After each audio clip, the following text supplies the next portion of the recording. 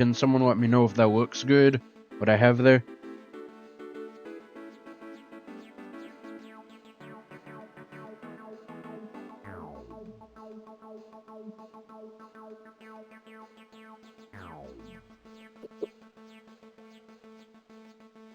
Right now, I see the Backyard Sports Center logo with the online music playing. Perfect. Exactly what I wanted.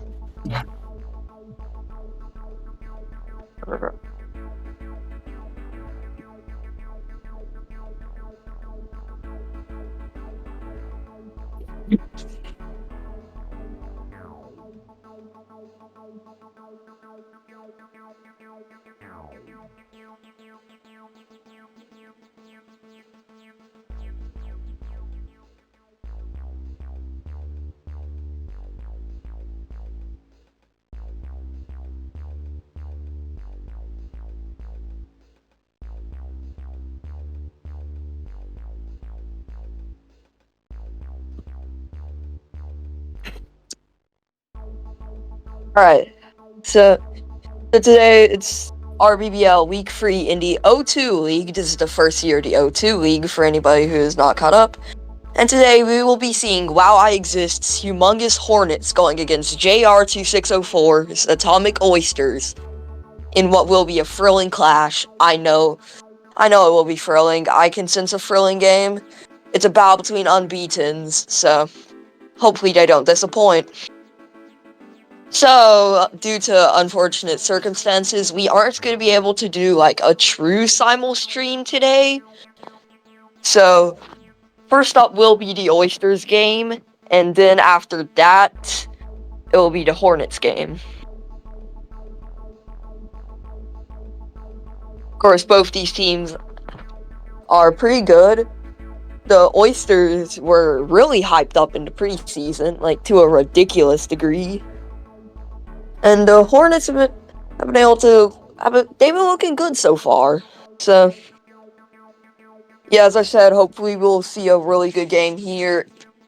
And I will be commentating the Oysters game, but for the Hornets game, I will be handing it off to a mellow math teacher. So, yeah. Ready? Thank you, Disky. Let's get the game going, everybody.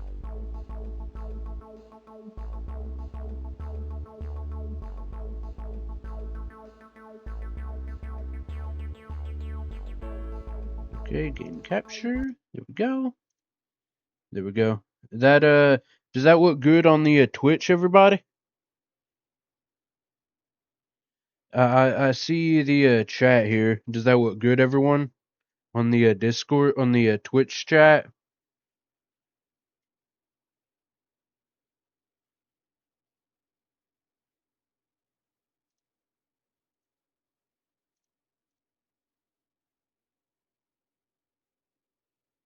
What happened? Why is it? I'm looking at the Twitch right now and it says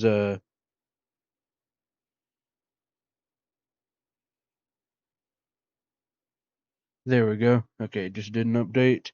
Thank you, Mello. Alrighty. You ready, Disky? I'm play start. Born ready. Ready. Let's do this.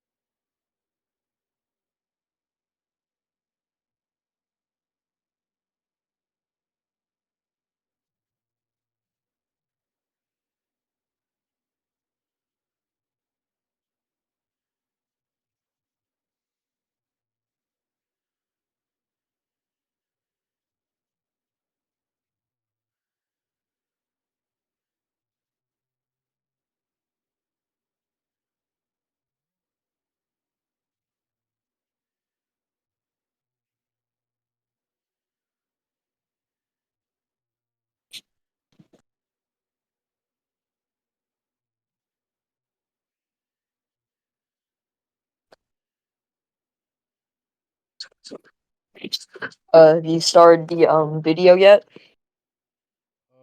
No, it won't let me fast forward for some reason. Hey, that's okay. You see, yeah, it won't let me. Here. Alright, well, for me on the Discord, your mouse cursor is still to the left of the single game button.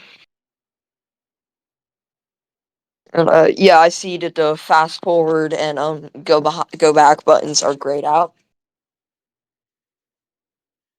I do not know why that is.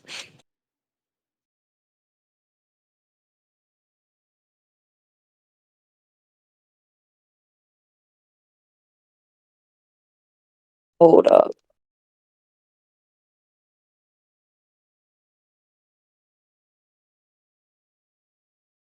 Dude.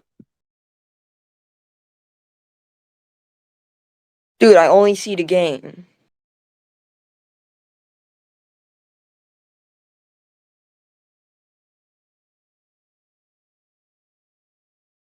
Yeah, I see the media player. I don't see a stream layout. Sorry.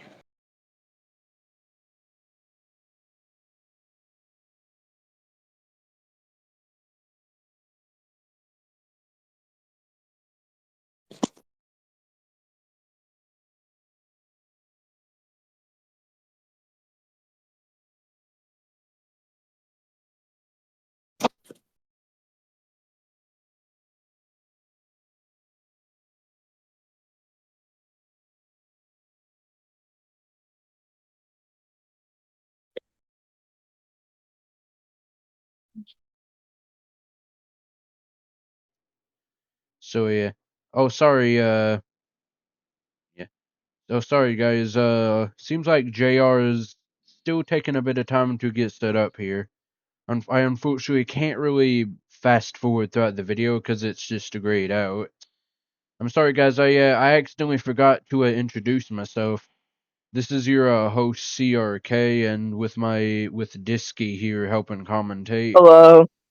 Hello, Disky. Sorry about that. I forgot to introduce myself.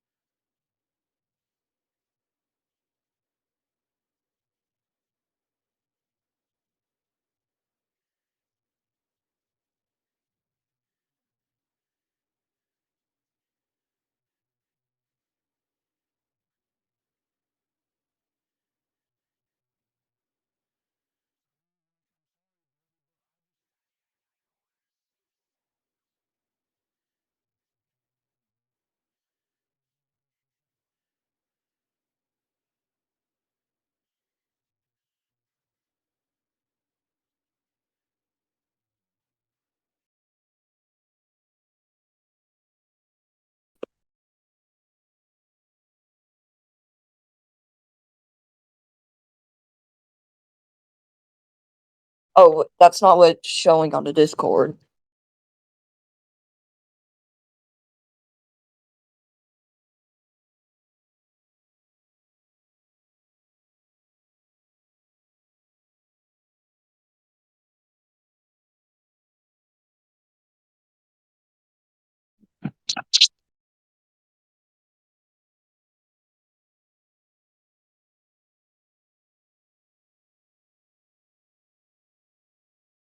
No, it was stuck on the screen before you press play on the movie.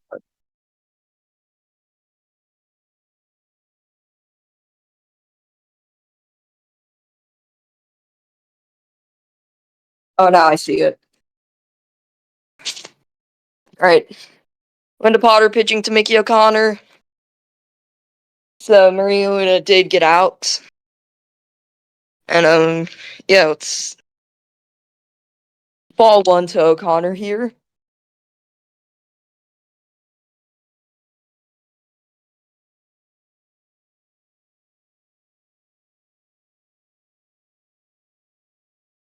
And a heater to strike him out. Next at the bat, Tony Gwynn, a dangerous line drive hitter. You know, maybe we could see him maybe smack one down that weird left field of Cement Gardens that it's known for.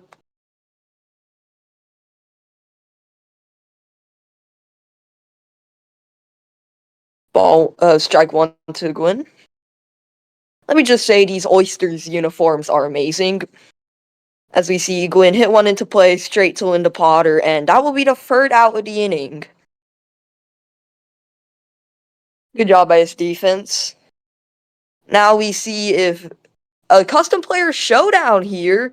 You got Maple Leaves on the mound for the Hornets versus Victor Vaughn for the Oysters. Take strike one.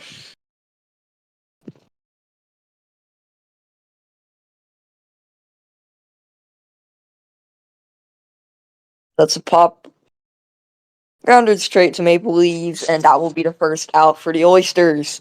Next up, Zenon Estrada, one of the most dangerous hitters in the game. This guy is 100 power, and he will be looking to absolutely annihilate one of these balls.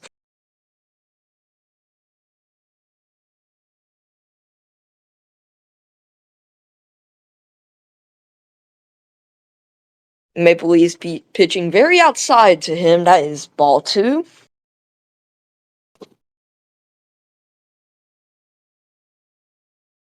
Ooh, strike one there. Right there, I would have swung, but hey, JR doesn't have a loss, and I have one, so. Ball free to Xenon. Let's see if they walk him, or maybe Xenon gets a chance to put one into play.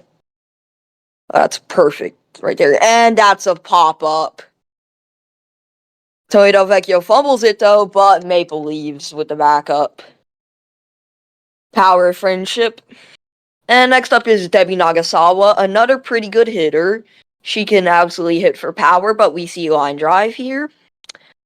Take strike one right there. Pretty solid pitch by the AI.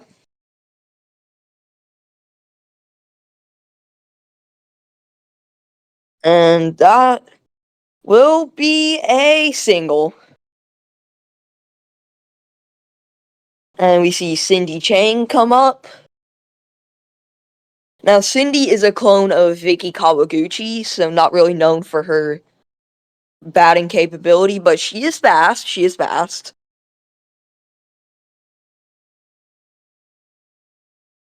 So yeah, we see leading off with Debbie Nagasawa.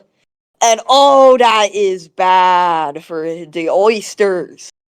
For those unaware, you can only have one steal attempt per base per runner, including failed hit and runs, like there. So, strike two for Cindy Chang.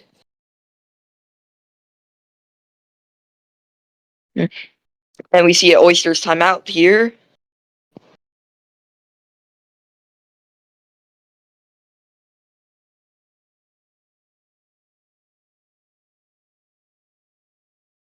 It looks like he's...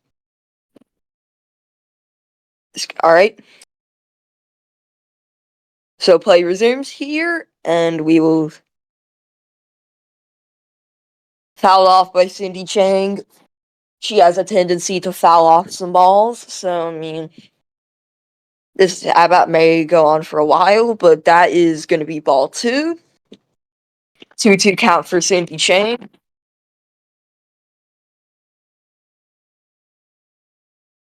Ooh, swung, Alfred swung at. It's foul. Though it was very close to being fair. And Cindy Chang just weak grounder. Oh, would have gone to Debbie down at second, but that's an error. And we see Debbie going home. Will she make it? Cindy also going home. It's an inside the park home run for Cindy Chang. This is what you expect watching human versus AI. You don't expect the AI to be decent. And now we see who's next up to bat for him. It's KO Tool, then Jack Doyle, custom player, and then Holly Franklin.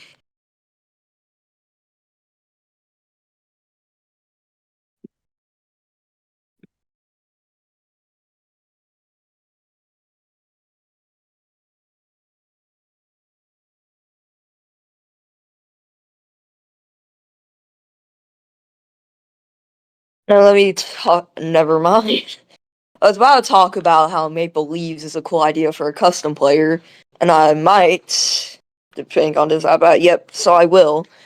So Maple Leaves is a custom player, and basically her gimmick is that she is great in the field, but she cannot hit. And she's also banned from using power-ups, so... Yeah, but other than that, Maple Leafs has good speed, good at pitching, and has a pretty good arm. So, right, 1-2 count to KO Tool. That'll be ball 2 right there. For those who don't know, KO Tool is a clone of Vladimir Guerrero. And that is a strikeout right there. And the Oysters get held to 2. Jose Canseco up to bat for the Hornets. Let's see if maybe he could put up a humongous swing. Gosh. Alright. So, ball 1.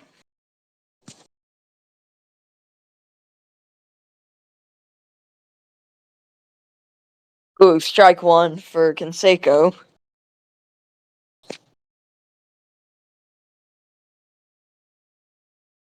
That would be ball 2 right there. Alright, so, low corner slings at it, strike 2.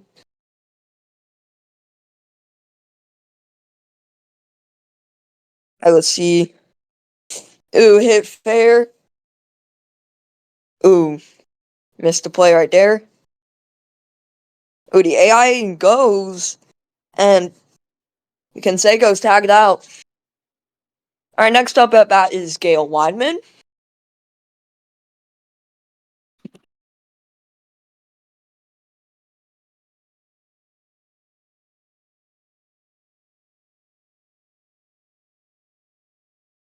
They are deliberating the pitch for the slow ball, and that'll be strike 1.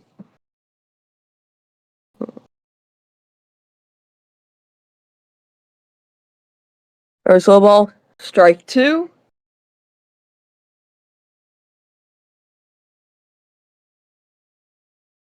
Let's see this one. Strike free. Got her swinging. Let's see what power up the Oysters get.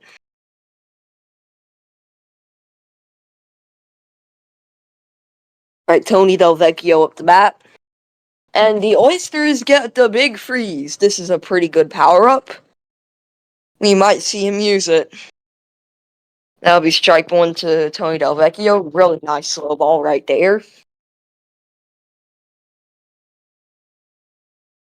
Tony Del Vecchio hits one fair straight to the pitcher, and that will be an out.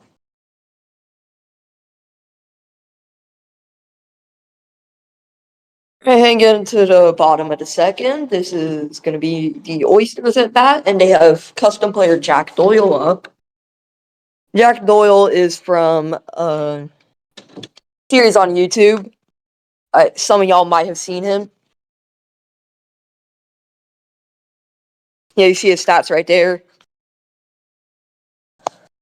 I mean, I like these custom players because, like, they allow people to have more fun than they otherwise could in backyard baseball, and they help the game not get stale season after season.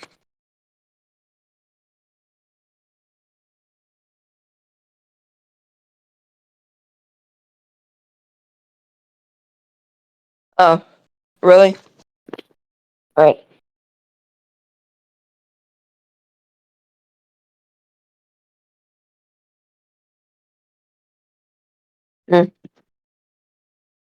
Alright, well, thanks for the information, JR. I probably will stick to the Discord, though.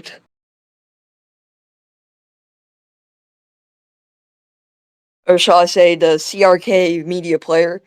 And right here, 2002, I meant, and I'll be fouled off.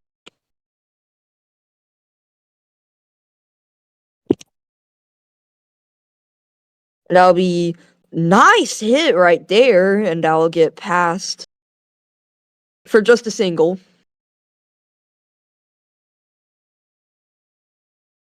And the AI is doing AI things in the field. Alright, Holly Franklin up to bat.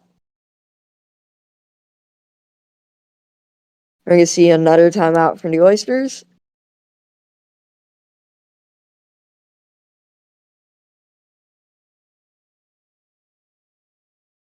Okay, I might want to do might end up doing the YouTube thing. I don't know. Probably just gonna keep it natural for now.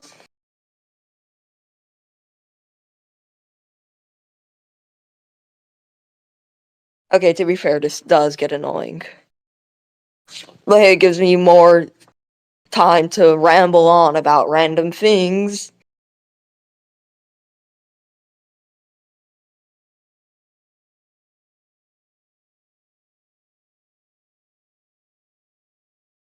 Oh, yeah, I could.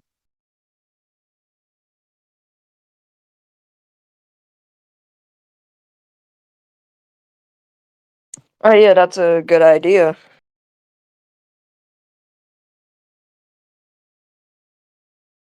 So, to start off the season, the Oysters put off a nice victory against the Athletics of New York. And in that same week, the Hornets pulled out a victory against Los Vaqueros. In week 2, everybody expected the Giants to beat the Hornets, but the Hornets were able to pull out a win there. Congratulations to them. And in week 2, it was JR's turn to beat Los Vaqueros, and he did that. Sorry for my horrid Spanish accent right there. Anyway, we're back to the game, okay.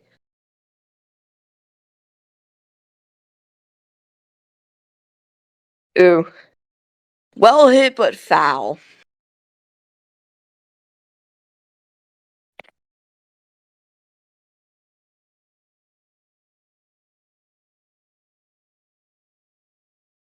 Foul ball again.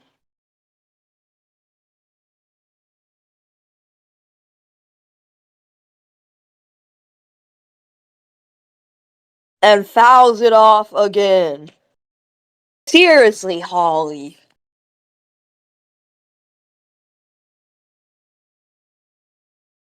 And hits one fair.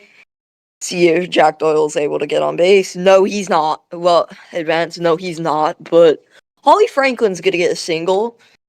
And next up, you got Randy Uno. Randy.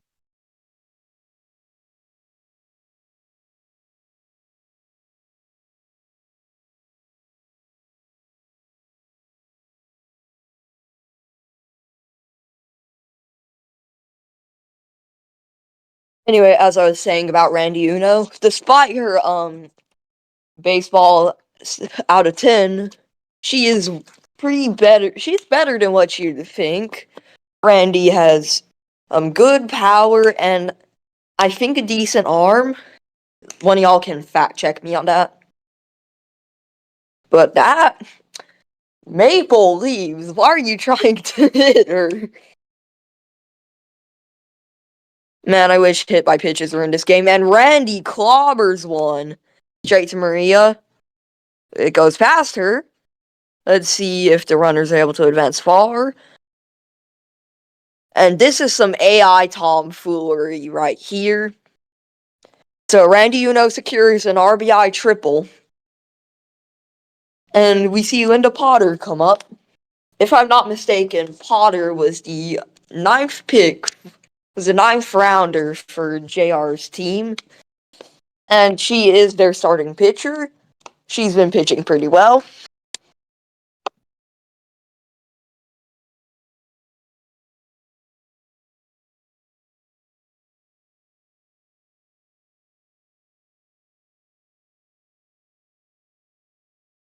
Sorry, guys, just taking this timeout break to drink some water. And let me talk about the person in the on deck circle, Victor Vaughn. So, Victor Vaughn is another custom player. And for those who don't know, he is based on rapper MF Doom. So, he's surprisingly not the only rapper custom player. We also got Babytron this season. So, just thought that would be funny to mention. And I just applaud these people for creating these custom players. 2 of them I have on my team.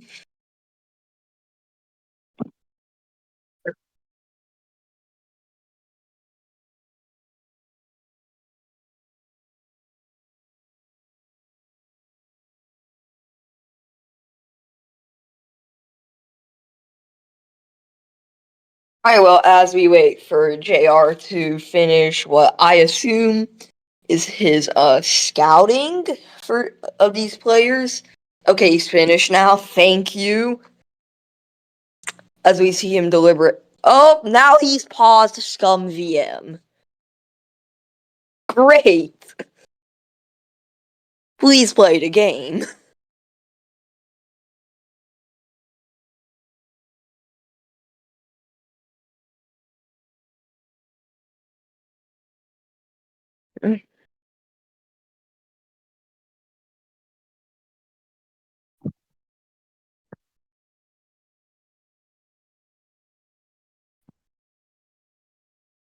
Alright, that is a ball. Thrown right there. Counts 1-0. Oh, fireball. I did not expect that. That's a really good power-up to have. Except the AI is going to waste it. I'm speaking this into existence. And I believe JR is pausing to maybe take a moment to suspend his disbelief.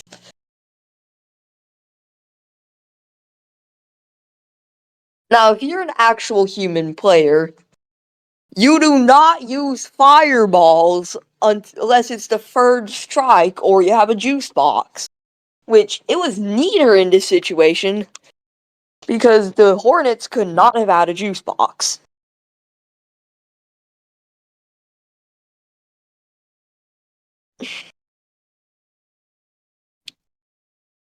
Alright, yeah. Oh, what a pitch! Dang, that is really good. Anyway, next up is Victor Vaughn. But I meant to say next up is a timeout. Dude.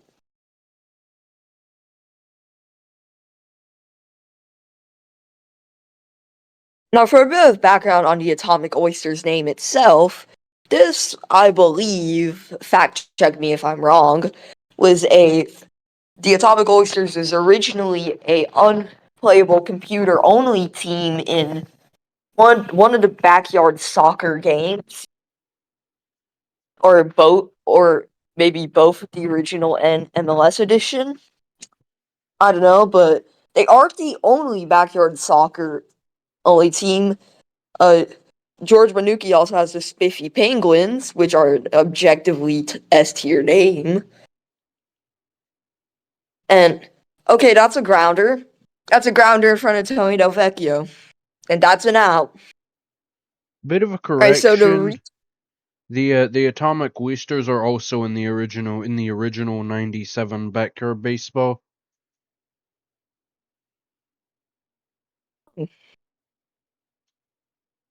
right, good to have some more information. All right, now the Hornets are up.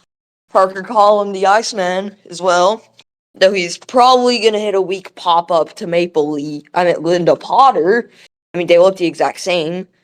Or he's gonna strike out. Parker Collum does have 98 power. But then again, this is the AI team. And that's a ball.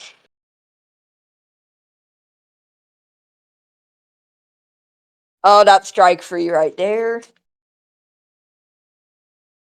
And next up, Alicia Blakely. Alicia is the clone of Mo Vaughn, so she has some pretty nice power. But, I mean, it's an AI team. Like, strike one right here. And AI Alicia Blakely has had a bad season. 0 batting average. That's disappointing.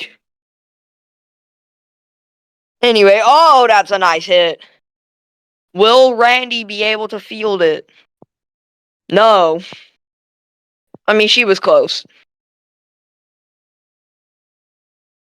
And the perfect game bid is over. Anyway, Maple Leafs is up. Yeah. Get ready for the most important. Get ready for something funny. Like, she's just gonna strike out here. Either that or she's gonna hit the weakest grounder you've ever seen.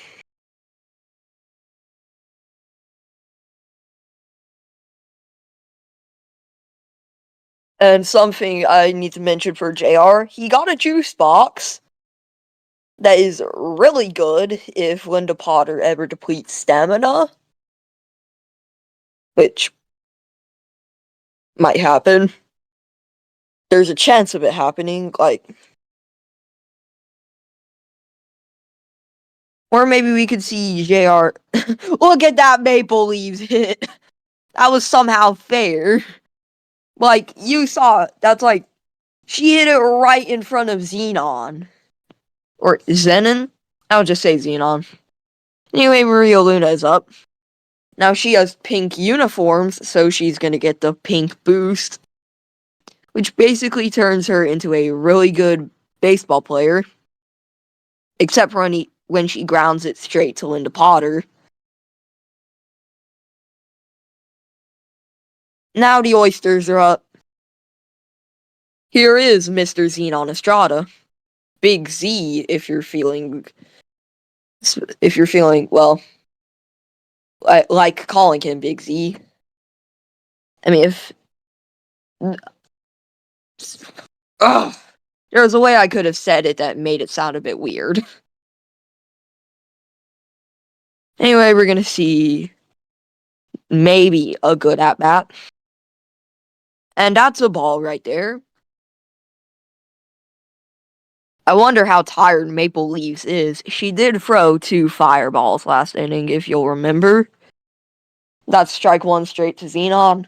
I mean, me personally, I would have pulled the trigger on that one. But, oh, that's another fireball. I wonder if the AI is going to pull her soon. And that's ball free right there.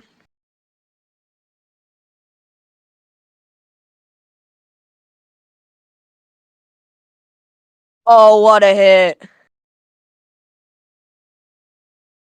Yeah, that's going straight into the alley. I mean, I think this might be a ground rule double. No, it won't. Maria, you should not have gotten that. Like, now he's just gonna, instead of getting a ground rule double, he's gonna get an inside the park home run. So, good for you, Zenon. What did I just... Zenon. Alright, now we see Debbie Nagasawa up. And I believe you're gonna see a stamina check for the Oysters. See, everybody except Xenon is full stamina right here. And even Zenon's still got enough left in the tank. Alright, now you see who's coming up for the Atomic Oysters. It's Debbie Nagasawa, then Cindy Chang, then KO Tool. And we're gonna play ball here. So Debbie Nagasawa got a nice bat. Oh, wow. That one's gone. Here comes the blimp for the Oysters. And if y'all unfamiliar with RBBL don't know, For every 5 runs the home team gets, they get an extra run, pretty much, to offset the fact that they only get 5 innings instead of 6. Also, Jesus Christ, 607 feet, Debbie. Wow.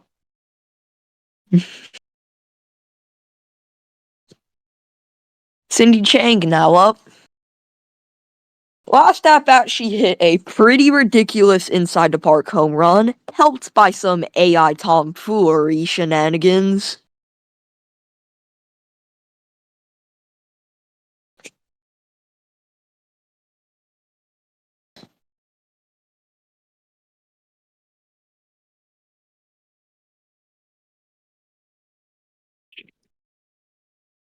I gotta get myself some water real quick. Never mind, no time for water, I guess.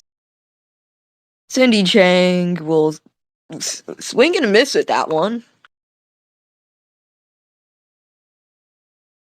Now, since the players scored 5 runs, the AI will immediately send out the next pitcher, who will be Maria Luna. And Maria Luna is a pretty solid pitcher with the pink boost. And that's a ball right there.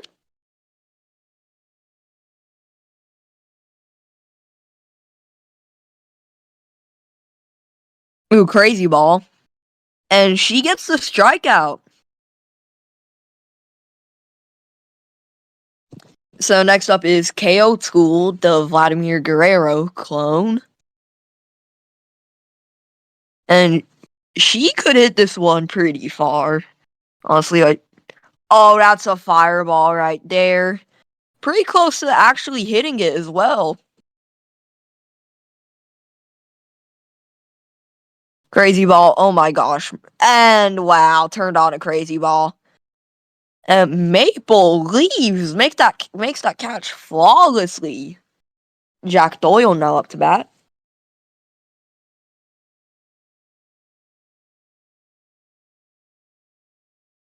Fouls that one off. And that swing spot, man. That was not looking great. Jack Doyle also has some pretty nice power. I believe it is around the high 80s, low 90s. So,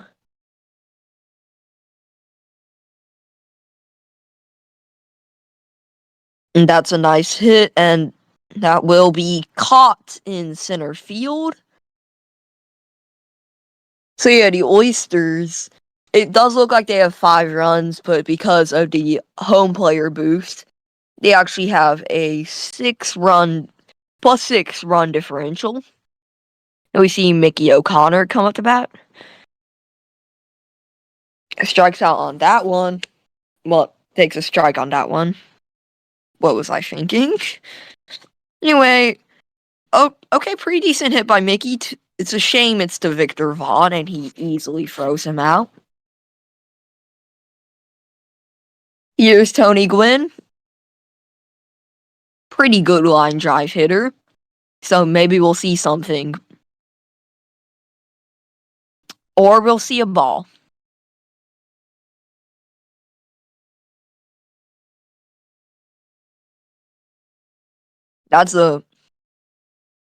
Tony Gwynn might be the worst player to hit a grounder like that with on this team, because he doesn't have speed. And we're going to see a timeout right here. Oh, but it's quick. Let's go. Alright, AI Jose Canseco with an opportunity to smash one out of here. Instead, he's going to smash one towards the nearest person's car. I hope they have Allstate. Dang, that person also needs Allstate. Allstate for home and auto insurance. And also the best commercials on TV. And that's a weak pop-up. Victor Vaughn makes the catch. Honestly, Linda Potter should have been able to make the catch, but teamwork makes the dream work, I guess. And now JR is back up, and we see Holly Franklin. She's got okay speed. Oh, close play right there. If only Mickey O'Connor didn't step off the bag. I don't know why the AI does that. I think it's because the AI is stupid. At least that's my leading theory.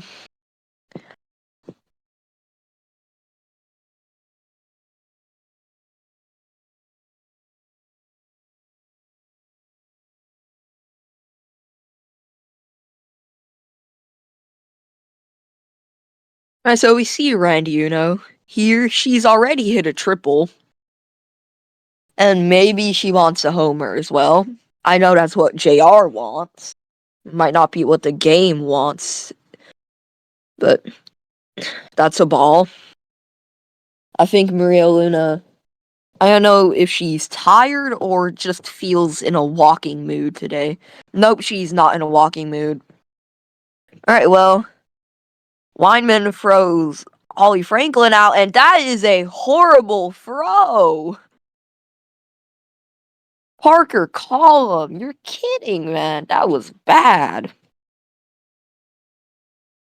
And JR takes his, I believe, third timeout of the inning. Not mad, just disappointed.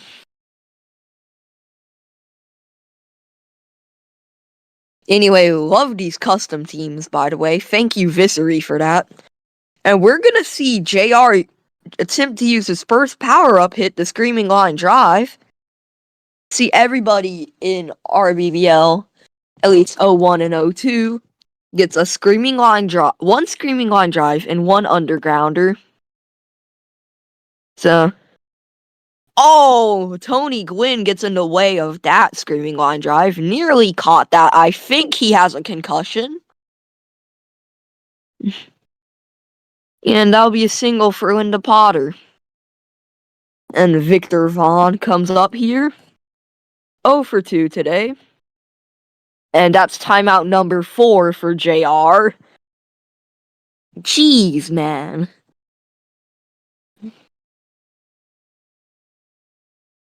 As always, checking the scoreboard for the game. And we got some pretty stacked batters coming up. It's Victor, then Xenon, and then Debbie. So, we might see a bunch of runs score. And we're gonna see a hit and run attempt here. JR, you gotta call that off. Alright, good.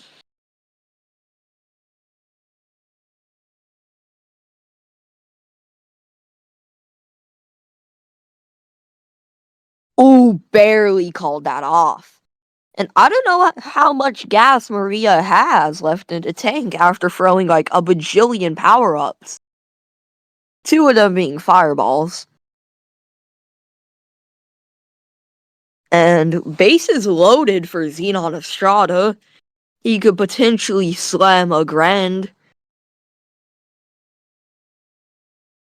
Let's see if the salami is grand or if it's boring. Or no salami in this case. Gosh, why am I trying to force these jokes? Ugh.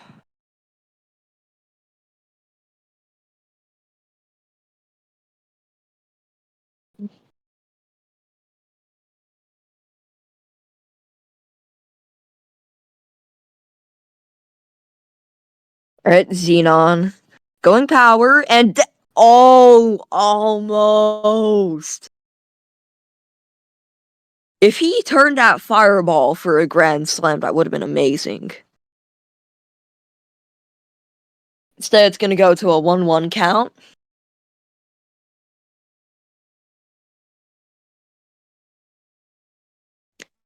That'll be ball 2 right there.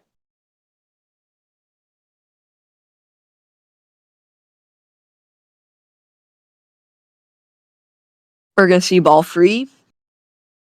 And, I mean, a bases loaded walk would walk a run in, but... oh, that's a nice strike. I mean, the curve on that one was pretty nasty, I'm going to be honest. And we're going to see... oh, that one's That one's hit pretty well, but straight to Alicia Blakely. She's not going to be able to make the throw in time, and we're sending Randy home. And Parker Collin flubs to throw. So another run's going to score for the Oysters. With the home multiplier, which is, to be specific, 1.2 times, or just for every 5 runs, another run is scored. JR currently has a +7 run differential. And we did see JR put up a +9 run differential against the Athletics. And I forgot what run differential he put up against the Vaqueros. But it was enough to win. So, for anybody in this Twitch chat who's maybe trying to get into RBBL or already is in RBBL, in each of your games you want to go for about a +10 run differential. I mean, I think everybody this season in the O2 League who's gotten to a +10 differential has won their game. So it's a proven winning strategy. Anyway, Debbie Nagasawa is up to bat. Sure, he has a homer, and I mean a real homer, not a Little League homer, and a single, but that's not going to be one. Gosh, straight to Luna. And it's the top of the 5th. Linda Potter, that's a ball. So yeah, one thing that's different in RBBL and to BBOL is in BBOL, you're punished for throwing the same pitch over and over again, but in RBBL, there is no such punishment. Slight correction, Scale there Weinstein. is. In RBBL? Yes, if you throw the same, as Visory has explained, if you throw the same pitch multiple times in a row, then sometimes the AI catches on, although it's kind of random. Okay, so it's just AI tomfoolery. Yeah. Just a bit Understood. of a correction to what you said there. There's a slight penalty, although it can just sometimes not happen, though. Yeah, the AI is finicky, and we just saw JR make a pretty decent switch up in his fielding. And Tony makes a line drive, makes a grounder straight into the dirt. And that's a really good throw by KO Tool, who was just moved to catcher. I definitely think that was the better choice over Xenon Estrada. Parker Collin fouls that off. Also, just real quick, shout out to North Dakota State for winning the FCS National Championship in football. So, ball 1 for Parker Collin. And I mean, pitching heat to the Iceman, like, that's pretty dangerous. Bruh. Apparently it's not. It actually is. Heat amplifies velocity, which means more power. And if you're throwing heat to somebody with a lot of power, that could be disastrous. Anyway, JR uses up his first juice box. He might get more. Alicia Blakely up to bat. Sorry, guys. Alicia, she's got a good bat, as I already explained, when she was last up, which was like 20 minutes ago. But Alicia's gonna hit a grounder. Fielded to Jack Doyle pretty nicely. That will get the Oysters out of the inning. And now this is gonna be their last turn to bat. So I want to say you're aiming for like a +9 or +10 run differential. So you want to see them score in where they normally put the score. You want to see him score 8 or 9 runs at least if you're JR or rooting for him.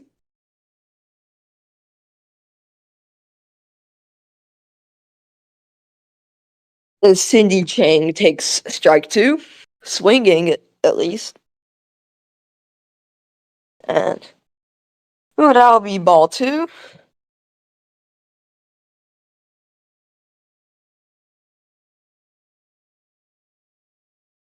Ball 3 right there.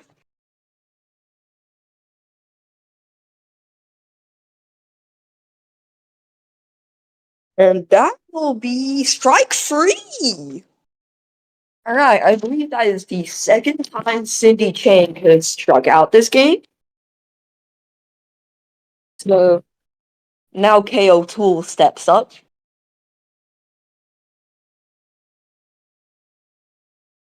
I mean, she's gone 0 for 2 this game, but normally I'd say she's a reliable bat. Jose Canseco knocks that one. Might have been a homer, but he knocks it out of play for triple. You saved one base, Jose. And that is classic Jose Canseco for anybody who's seen the Dome run, where he knocked a home run out of the park with his head, IRL. Anyway, we've got Jack Doyle up.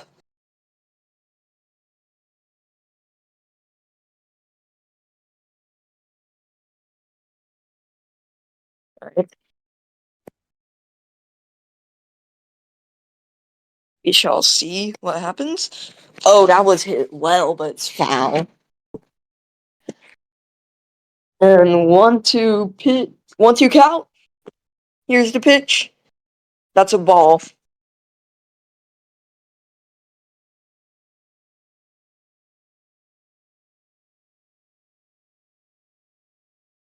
Ball 3 right there. Full count right here. Hopefully this at-bat doesn't go on for longer because I don't want to see 10 foul balls. But that's a strikeout. And Holly Franklin is the last chance for the Oysters to extend their batting. And I think JR's taking a timeout to maybe consider what he might do here. I mean, you could use the undergrounder to guarantee a base hit. Or you could save it for one of the next batters. Because I believe next up is Linda Potter, and you probably want to use a power-up to get her on base. As you've seen, JR already used a screaming line drive on her. But for Holly Franklin, he's going for the normal grounder, and he's going to foul one off to get to an 0-2 count. Ball 1 right there.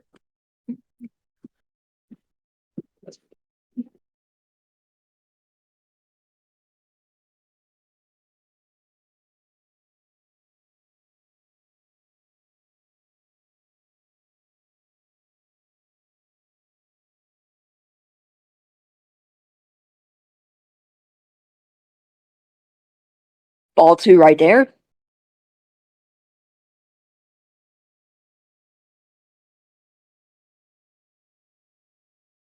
That looks like a nice pitch, and it's fouled off. Alright, a little bit of scum via being a bit janky there with the transition. Of course, this game does not run the best on scum, and that's a grounder. See, he's not sending Jack KO Tool to home because that would be against the cheese rules for sending a runner to divert the throw, pretty much. But back to the current time. This is the last chance for the AI Hornets to minimize the run differential. Currently it stands as +7 for the Oysters. And that's strike 3 right there onto Maple Leaves.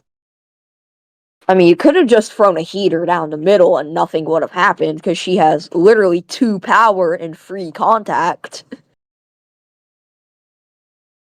In other words, that's not good. And Maria Luna just attempted to bunt. Of course, for humans, bunting is against the RBBL rules, but for AIs, they are allowed to do whatever. And yes, crazy bunts are allowed in O3, but Maria Luna just struck out right there. And it's Mickey O'Connor up to bat. He's probably going to be the last player at bat for the Hornets. Never mind, he might get on. Nope, he's not. And the Oysters end this one with a +7 run differential. That's a pretty nice performance. Shutting out the AI is also nice.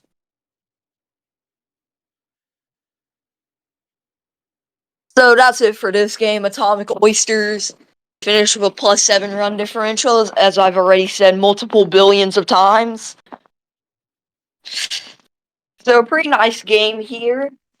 For the MVP, I'd give it to Debbie Nagasawa for that great hit. The great outside the park home run. That was 607 feet.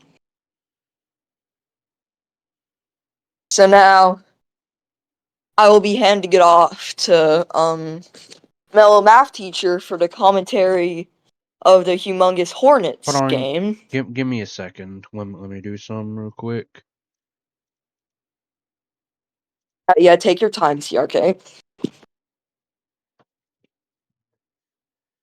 I need to get this back up and running real quick. Sorry guys, we're going for a bit of an intermission time here, and although I need to figure out how to get this text here working again.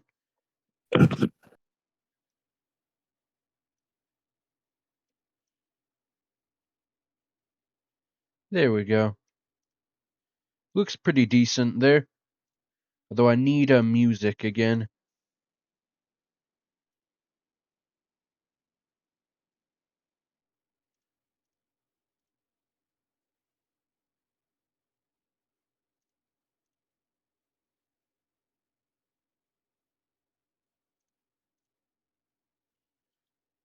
Game, you doing? What is my game doing? Hold on.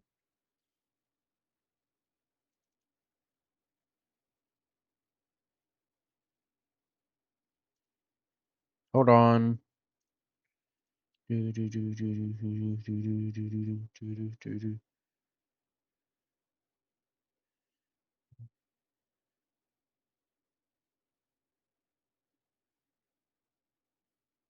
As the text on there says, we're about to play. Hold on, why am I fumbling my words? We're about to play game 2, or Wow I Exists point of view. Although I just need to get some things set up real quick. Give me a minute.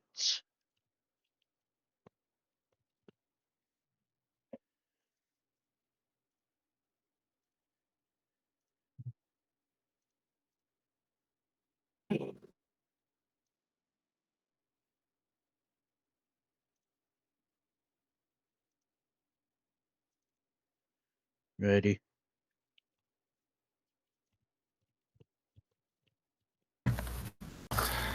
We all set?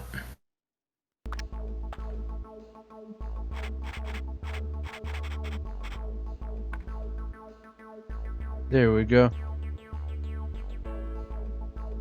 Ready. Now that the music is back, I'm ready again.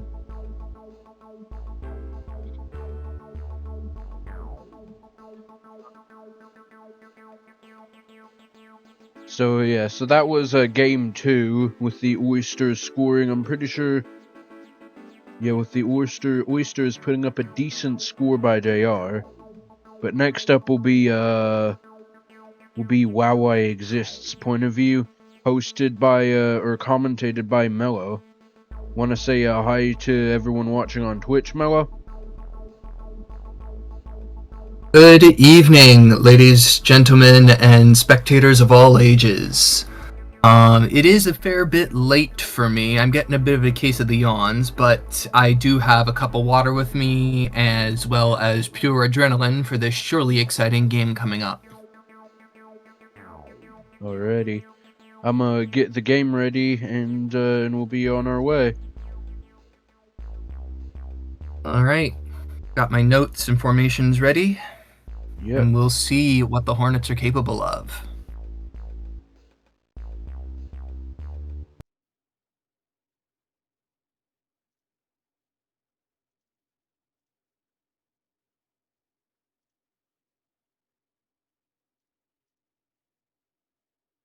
Just waiting to find the video feed on Discord so that the commentary can begin.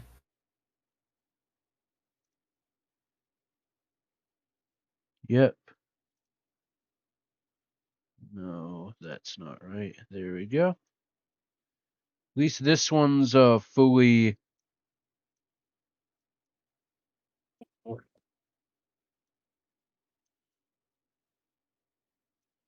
At least this one's fully centered. At least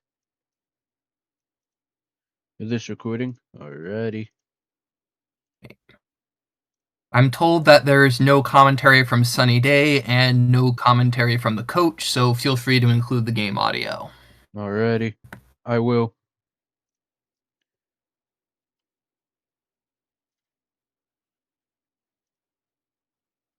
Just gotta see if this is all working fine, and it's. Yep, it is. Alrighty. Alrighty. Take it away, Mello. Alright, the game begins with Coach Double Dub. That's what I've nicknamed Wow I Exist, using WW or Dub Dub. Double Dub. JJGA1F is their integrity code. We can just skip ahead if you want to, Mello. Sure, we can. Although it seems like it's already started, though. Oh. Alright. Coach Double Dub is inspecting the opposing roster, the homestanding Oysters. The Oysters have 2 runners at Tier 7 speed, always very nice to have on a speedy home field like Cement Gardens. The Hornets, by contrast, have only 1 Tier 7 runner, and that is Pink Boosted Maria, so not a lot of speed on the Hornets, which may work against them. We'll have to see how they come up with a counter to that. Alrighty, the Atomic Oysters fan out onto the field, and Maria Luna hops her way happily to the plate, overjoyed, no doubt, at her pink uniform. Opting immediately for the power bat. A heater right down the middle, and it is grounded toward the left side of the plate, scooped up by Linda. The throw to first is just barely not in time, and we are underway as Maria is aboard with an immediate single. Here comes Mickey O'Connor looking to add to it. Opting for the line drive bat, an 80-36 bat, so he can hammer it. Watches a high heater in the zone for a strike. Another high heater. It swings, bounces over to first base. Jack Doyle scoops it up and steps on first base for the first out of the game. Maria, however, manages to advance to second. Here comes Tony Gwynn. Tony Gwynn's a big guy. 65-84 is his bat. Okay power. A late swing and a miss for strike 1. Maria in scoring position. The in and out curveball hit hard by Tony over the third baseman's head. It bounces over toward the alley, and the home run is called. Tony Gwynn with a top of the first homer to very quickly make it 2-0 Hornets. 346 looks to be the measurement, maybe 344. 344, I think the resolution might be making it a little hard to see, but regardless, Jose Canseco at the plate. Massive, massive power hitter, but not a good contact hitter at all. Swings and hits it hard backwards, foul. Jose can obliterate baseballs, but struggles to put it in play. The heater to the outside, ball one.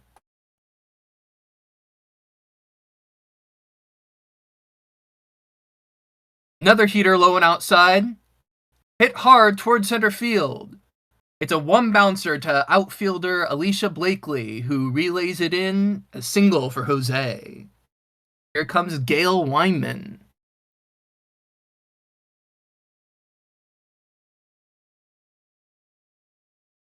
Gail, not much of a power hitter. Watches a curveball go well inside. Seems to barely scratch her braid. Her pigtail. Heater down the middle. Knocked the liner right back up the middle. Throw to second. In time. To first, not in time. The second out. Good play from Holly Franklin to keep that in the infield. Here comes Tony Del Vecchio, the other Tony of the Hornets. Always looking cool with that lollipop in his mouth. Swings at a low pitch.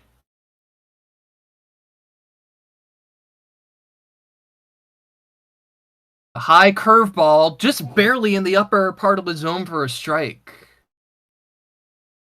And it's 0-2 to Tony. The out and in curve, below the zone for a strike. Tony doesn't chase.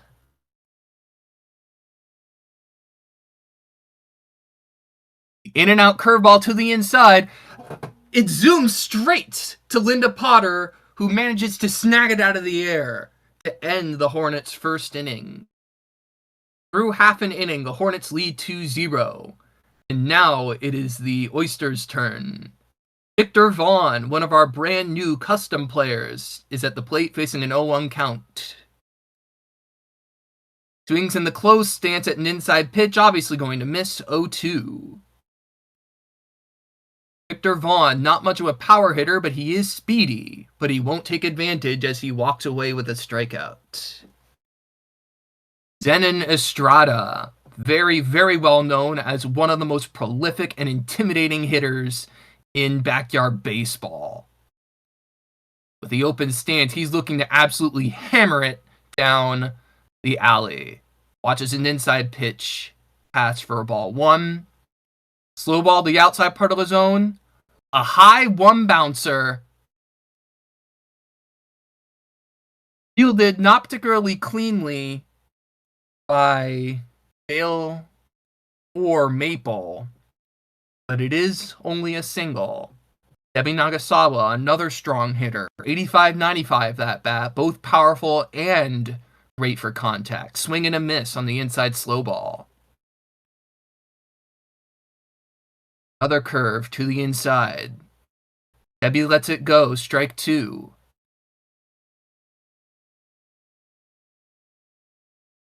Maria tries a slow ball inside again. Misses the zone for a ball.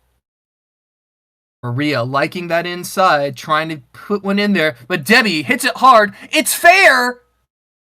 And it is ruled a home run.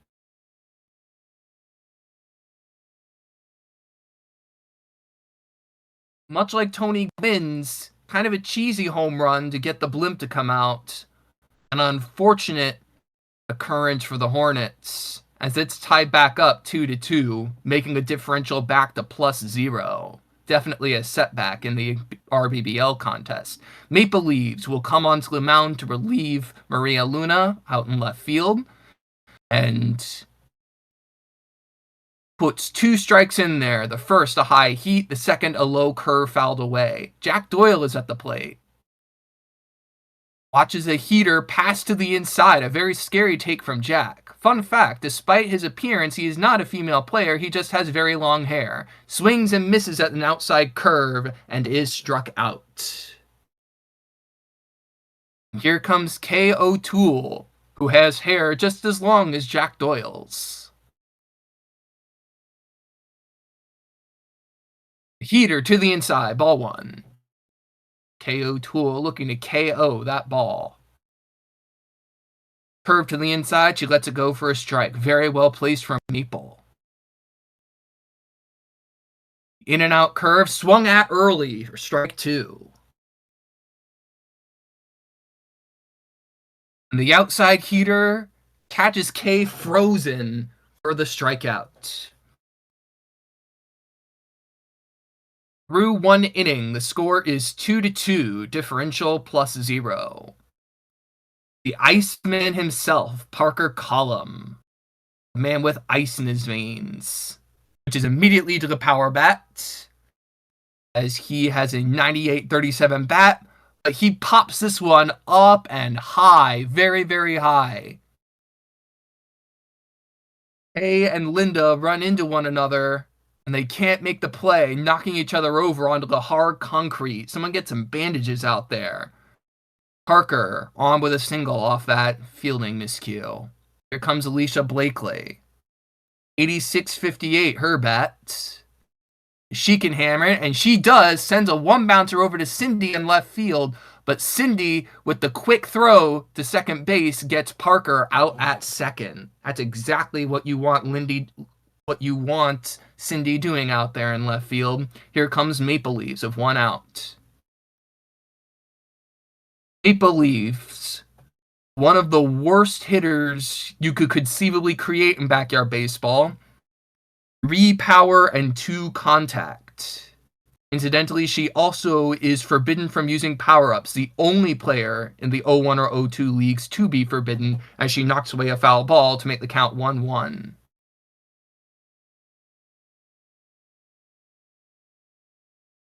Bounces a foul ball over to the left side to make it 1-2.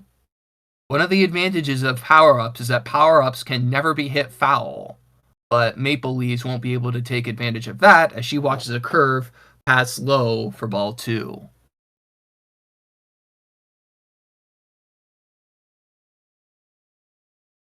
A very high and outside pitch. The curve does not fool Maple Leafs, and it is a full count. Will she manage to walk her way on? The in-and-out curveball knocked away, foul again. A great foul from Maple. Just waiting and waiting for that 4th ball. A slow ball right down the middle, and Maple has no choice but to knock one to the right side of the pitcher's mound. Linda scoops it up, the throw to second in time. Throw to first, not in time for the double play. Here comes Maria Luna. Pink boosted Maria is a big boon to this team.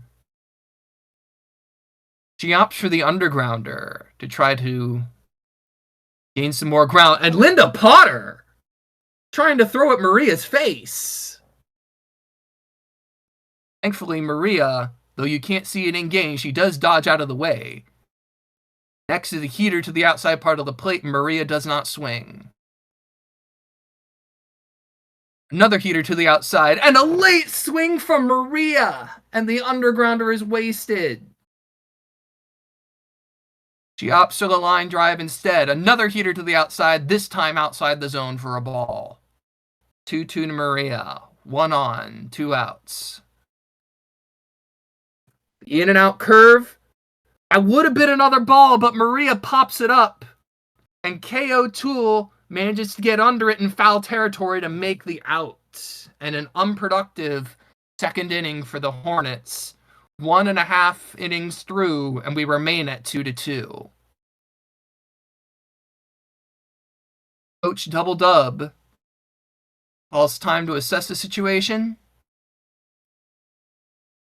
Assesses the stamina of her 2 main pitchers. And has brought Maria back to the mound. For slow ball to the inside. Randy Uno, the new hitter, swings and misses at that slow ball. Maria, the out and in curve, low, just below the zone for a ball. Andy, an 80-29 batter, can really hit it. She gets a hold of it, swings and misses at that heat. 1-2. Slow ball to the outside corner, and Randy is frozen. That's another strikeout for Maria Luna. Here comes Linda Potter, the main AI pitcher of the Oysters. The slow ball glides outside. Linda doesn't chase. The out and in curve, swung at very early by Linda Potter. 1-1. Her relation to Harry Potter is currently unknown. The heater to the outside is too far out. 2-1. Maria continuing to aim to the outside, and Linda swings and misses with the incorrect stance. Maria continuing to aim to the outside. The 2-2 pitch, swung at and missed once again with the open stance, and Linda Potter is struck out. That's back-to-back Ks for Maria Luna. Here comes Holly Franklin, one of my former players. 67-16 bat. She's not a good contact hitter, but she can hit some pretty nasty liners. She watches a slow ball pass above the zone. Knocks away a curveball for a foul. 1-1 to Holly. It's a heater on the inside, and it bounces to Mickey at the first base position. A great snag from Mickey to step on the bag, well, the trash can lid, as it were. And then Mickey drops the ball at the pitcher's mound and immediately grabs his bat. He is at the plate now. Through 2 innings, it is tied up 2-2. Mickey watches a heater pass outside.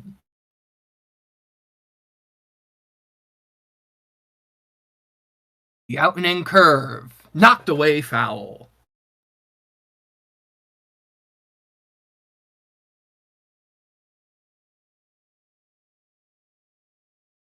Slow ball. Hardly even scrapes the bottom of the zone, but it is a called strike. Another out and in curve. Mickey does not chase that one. 2-2 to Mickey. Another slow ball to the inside. Mickey has no choice but to swing, and a great foul to stay in the batter's box. Another slow ball to the inside. A very scary take. A very good take for Mickey, who now has a full count. Another slow ball to the... No, it's a curve! It curved back in! Oh my goodness, that was nasty! Linda Potter with her first strikeout on the mound as an AI. Now here comes Tony Gwynn. He has a homer on the day, sending one down the alley. A bit of an early swing, and it bounces along the first baseline, scooped up by Jack Doyle, stepping on the first base for the second out. Jose Canseco now. Can Canseco send one?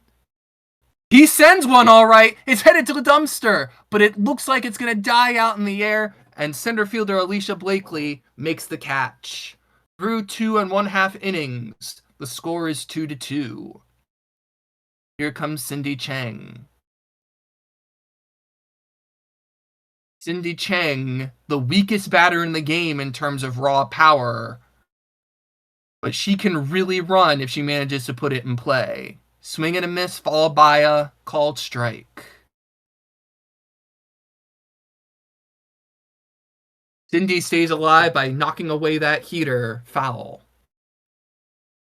Maria really liking the inside, and Cindy with the early swing strikes out once again.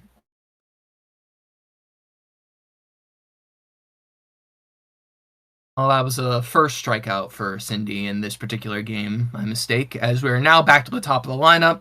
Victor Vaughn, another speedster. He sends one to the right side. And is he going to get there in time? No. Maria Luna, her back was to the throw, which means she could not catch it when she was making the play at first. And using his speed, Victor Vaughn gets all the way to third base, an infield triple off the error. Not a good situation for the Hornets, as the ever-prolific Zenon Estrada is at the plate now. He knocks one foul. Ooh, and he hits the concrete, tripping on his way back. A little too excited to get to first there. The out and in curve. In there for a strike. Zenon faces an 0-2 count. Maria, the heat to the outside, and Zenon mistimes his swing, and that's 2 outs. One more out, and Maria escapes a jam. She has to get by Debbie Nagasawa first. It's a pop-up, a shallow pop-up. Tony gets underneath, reaches out, and snags it. And they escape a very dangerous scenario.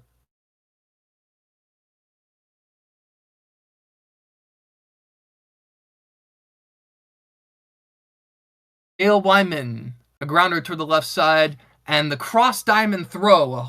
Victor with the 80 arm gets the out there. In center field for the Oysters is Randy Uno, not Blakely. That's my mistake. They have the same generic appearance. I got confused. Blakely plays center field for the Hornets, not the Oysters. Tony pops one up for the second out, and here comes Parker Collum.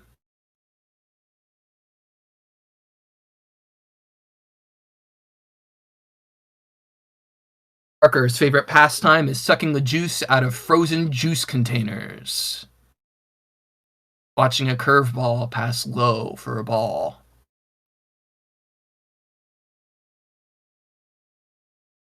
A pop-up over to the left side. Victor gets under it. And the routine catch is made. Jack Doyle back up to the plate. Jack Doyle, best known for his wiffle ball playing in social media, watches a slow ball pass to the inside. The out and in curveball, and Jack Doyle swings late. Jack Doyle, not a good contact hitter, but does have a powerful bat. Curve is to the outside for ball 1. Slow ball high in the zone for a strike. Here comes K.O. Toole.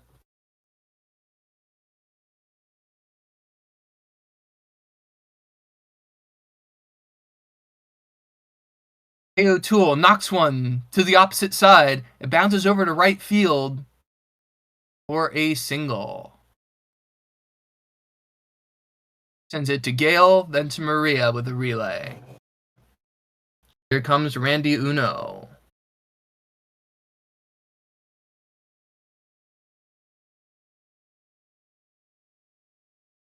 Tony Delvecchio guns down K.O. Toole for the stealing out at second. Swing and a miss from Randy on the early swing.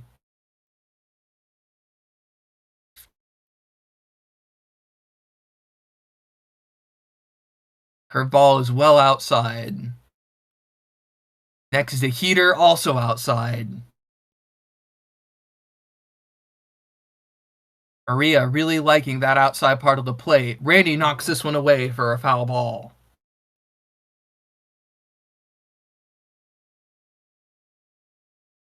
Maria still aiming for the outside. And Randy pulls it the other way, but Gale knocks down and snags that line drive. To the top of the 5th, the Hornets need some momentum, and they need it quickly. Alicia Blakely to start it off. It's a grounder, bouncing over to the left side. Bounces right under Holly Franklin's feet, and Randy Uno will not be able to get it either. Alicia Blakely might have had an opportunity to run to second, but she plays it safe and stays there. Maple Leaves is up next.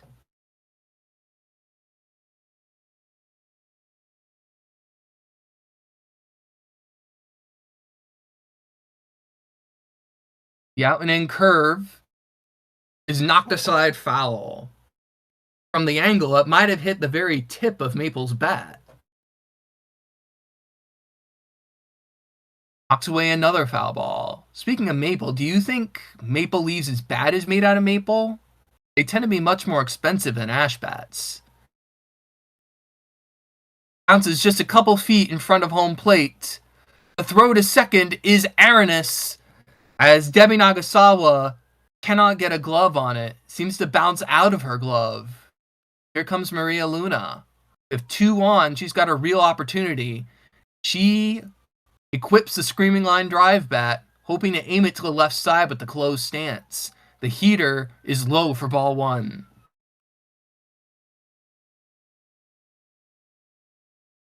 Another low heater, ball 2. Linda really does not want to pitch to Maria. The in and out curve, and Maria hits it hard, screaming all the way into the alley. It bounces off the side of the building, and it is ruled a ground rule double because it bounced in a particular area before going out of play.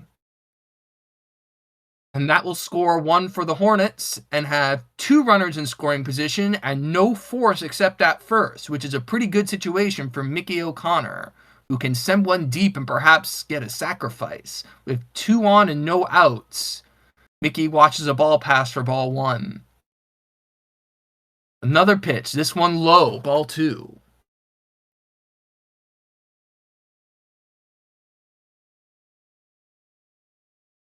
Heater down the middle. Mickey hits one hard. It floats over to the left side of the field, but Cindy Chang is under it, but she cannot make the play. Cindy Chang with her 100 coordination with a very rare drop, and that will get Maple the opportunity to cross the plate. It is now 4-2 Hornets. They're now sitting at a +2 run differential. They need a +8 to win. They are 6 runs away. Tony Gwynn is at the plate. 2 on and no out. The Hornets are looking to capitalize on some momentum. The first pitch is a heater to the outside for a ball. A slow ball again to the outside. Tony lets it go. He has a homer on the day. Heater to the inside. Tony sends a grounder toward the right side. Jack Doyle steps on the bag, and the throw to second. Debbie Nagasawa could have tagged out Mickey at second, but doesn't. She throws it to third for whatever reason, leaving Mickey safe at second with only 1 out and 2 on. Jose Canseco hits one to left center field, but a fantastic play from Cindy Chang running all the way to left center field to run down that line drive, which could have been extra base hit. And here comes Gail Wyman needing to step up. Gail Wyman with 40 power bounces a grounder to the right side. It's a foot race. Jack Doyle scoops it up, and Jack Doyle wins that foot race, limiting the Hornets' offensive outputs to 2 runs that inning. Through 4.5 innings, it is 4-2 Hornets. The differential sits at +2. Linda Potter swings and misses at a low slow ball. The out and in curve goes much, much lower than Maria aimed. Down about a third of her stamina, she may be contemplating the use of the juice. Linda Potter swings at an outside pitch. Linda Potter sends one to the left side of the field. Jose playing off the base, throws over to first base, but Mickey was well out of position and allows Linda Potter to get on base. Not sure what Mickey was doing well in the foul area. Holly watches a pitch pass for a ball. An early swing, very early swing from Holly Franklin. Faces her with 0-2. Another early swing, and Holly is struck out.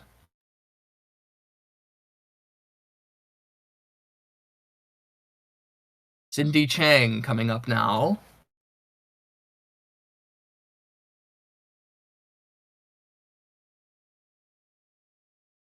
She watches a slow ball to the inside pass. Strike 1. Curveball to the inside. She attempts to bunt her way on, but the bunt misses. Maria aiming inside one more time. It is a ball. Aiming low and inside this time. A late swing from Cindy And that's another strikeout. Back to Victor Vaughn, the speedster, to lead things off. He has a triple on the day thanks to an error.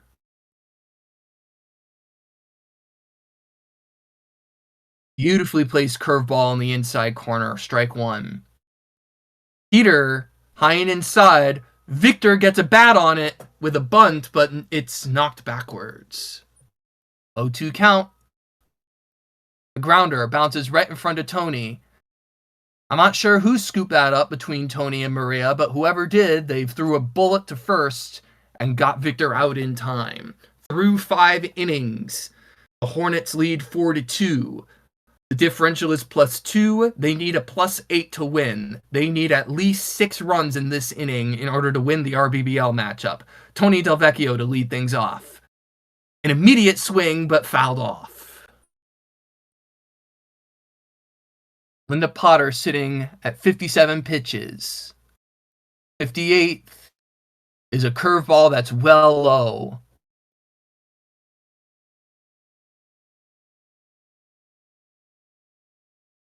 The in and out curveball is knocked away high, foul.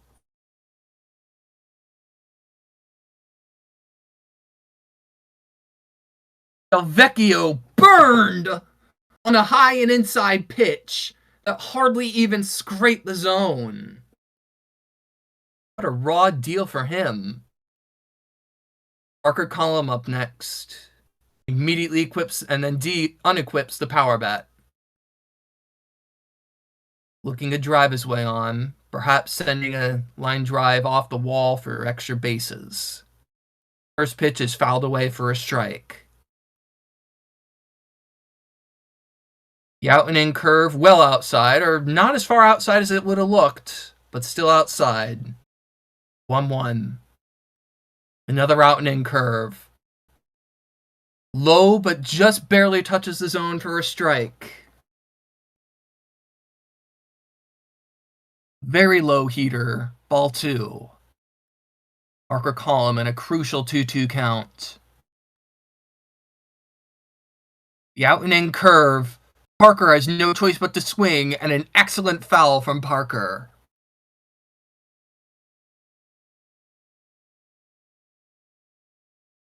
What appears to have been a crazy ball on the outside part of the plate, Parker knocks that one away, foul again. Heater right down the middle, but Parker fouled that one too. That looked juicy.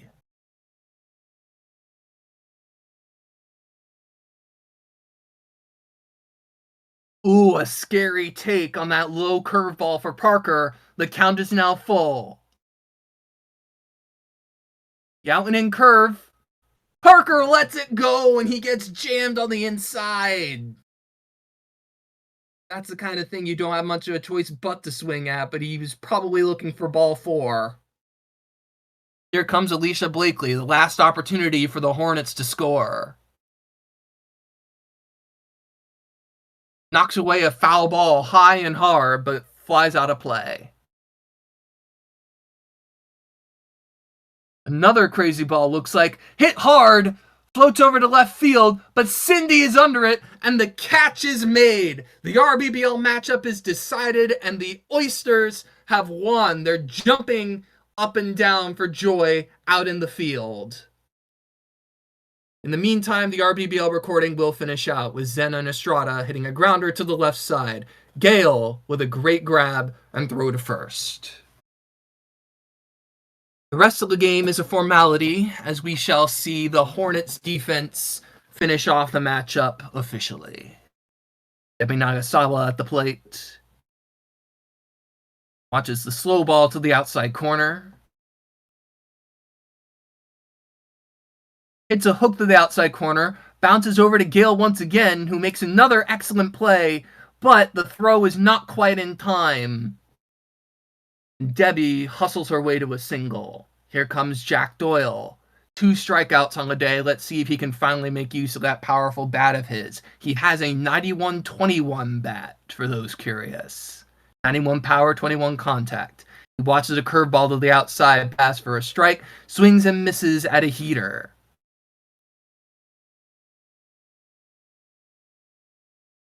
swings and misses at another high pitch, and that is 3 strikeouts for Jack Doyle. Not a good day for him on the AI side. Here comes KO Tool. 2 outs and 1 on. A curve to the outside. Bounce over to the left side of the plate. Scooped up by Maria. The throw to first base is in time. The final score on the Hornets end is 4-2, a +2 run differential, and the RBBL matchup is decided. The Oysters come away with the victory by a final score of 7-2. They enjoy their homestanding victory. They scoop up the pizza box for Nick's Pizza Parlor, and they decide both teams will join one another at Nick's Pizza Parlor for a great post-game meal out of goodwill and friendship for a game well played. Thank you guys very much for attending.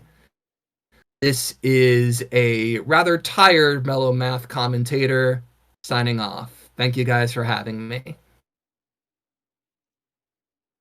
Thank you, Mello. Thank you for being thank you to both Disky and Mellow Math Teacher for commentating for us. And with You're very that, welcome. yep, and with that out of the way, please go if you're new to the Backyard Sports Center, you can do stuff like subscribe to the Patreon and other things. We have plenty of stuff going on around the community. But with that, ladies and gentlemen, that is unfortunately it for us tonight. We hope you enjoyed. This is the Backyard Sports Center team signing out. Good night, or good day if you're watching the video back. Goodbye.